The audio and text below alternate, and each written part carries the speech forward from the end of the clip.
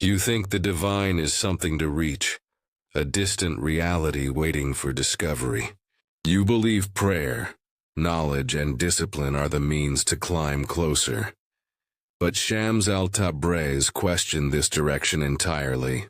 He said the divine flame is not found through seeking, but through burning away the one who seeks. The path does not ascend, it dissolves. What you call distance is only the persistence of selfhood. When what is false falls away, nothing needs to be gained. Truth is simply revealed. Shams asked, if the flame is already present, what keeps you from it? Perhaps the very act of searching is what hides it.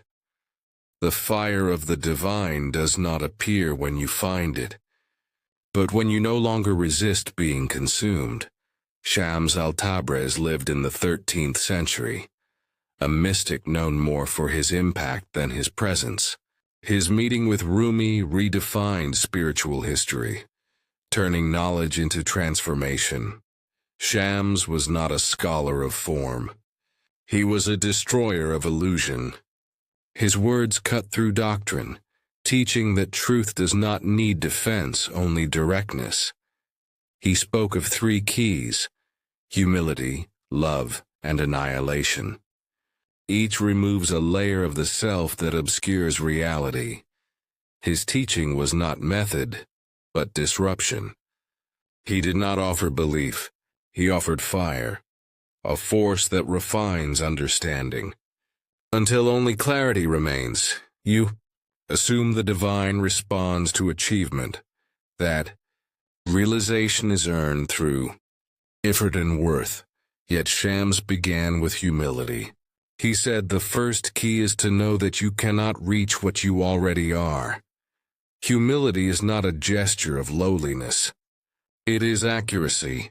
It is seeing that you have no position to claim before what contains you. The mind that insists on control cannot receive what it tries to master. To be humble is to stop mistaking possession for participation. When you no longer stand above or apart, you begin to perceive from within. If reality already holds you, what remains to attain? Shams warned that intellect, though necessary, can become the most refined barrier. The scholar can memorize truth without ever meeting it. To know about fire is not to be warmed by it. When knowledge becomes identity, it blinds more than ignorance. Understanding turns rigid when it stops at description. For Shams, humility required the mind to surrender its claim of authority. Knowledge must dissolve into knowing. Direct, wordless awareness. The true teacher is not the one who speaks most clearly, but the one who speaks only when silence has already understood. What value does wisdom have if it only increases? The distance between the knower and what is known. After humility, Shams offered love, not as emotion, but as the natural movement of unity. Love does not connect two beings. It reveals that there were never two. It dissolves the boundaries that intellect depends on. Where knowledge compares, love recognizes. To love is not to feel affection, but to see clearly. To see that all distinction exists within one awareness. When you love without object, you stop being the lover and become the act of love itself. Shams said love is proof of truth because it has no purpose. If love arises without cause, could it be that reality itself is loving through you? The divine flame for Shams is not comfort but exposure. It burns everything that pretends permanence. It consumes pride, identity, and even the idea of love as possession. What survives is not the person but pure awareness. The flame gives nothing new. It removes what was never real. When it touches the self, it reveals the one who has never been touched. The fire does not destroy the seeker. It ends the illusion of seeking to approach this flame is not to gain light but to lose shadow. If truth is uncovered only when illusion ends, what is left to protect except misunderstanding itself? The third key is annihilation. Fana, the disappearance of the one who claims to exist apart. To vanish does not mean to end being, but to end separation. The self you defend is only a structure of thought repeating itself. When this repetition ceases, awareness remains unbroken. Shams described this as true prayer, not words, but presence without division. The I that asks and the reality it addresses were never two. The annihilation of self is not loss, but precision, the removal of error. When nothing remains to name itself, what else can there be but the infinite speaking through all forms?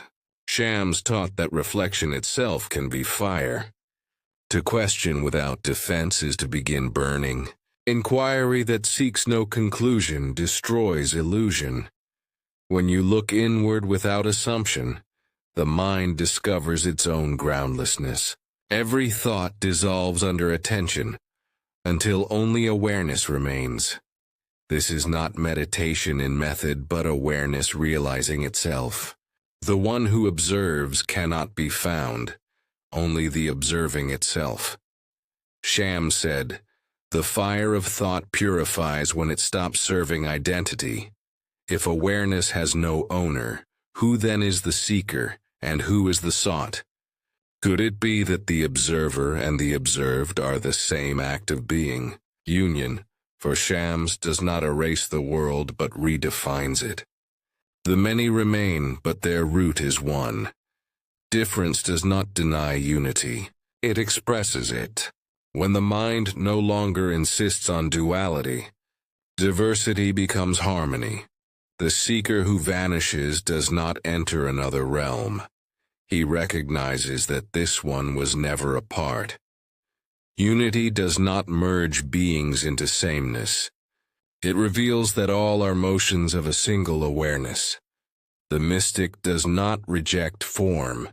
He sees through it. Shams said that the awakened one walks as both nothing and everything. If there is only one truth expressing itself in countless ways, what remains to divide perception? When self-interest dissolves, clarity becomes natural action. Shams taught that morality is not discipline but perception. The annihilated one does not decide to be good.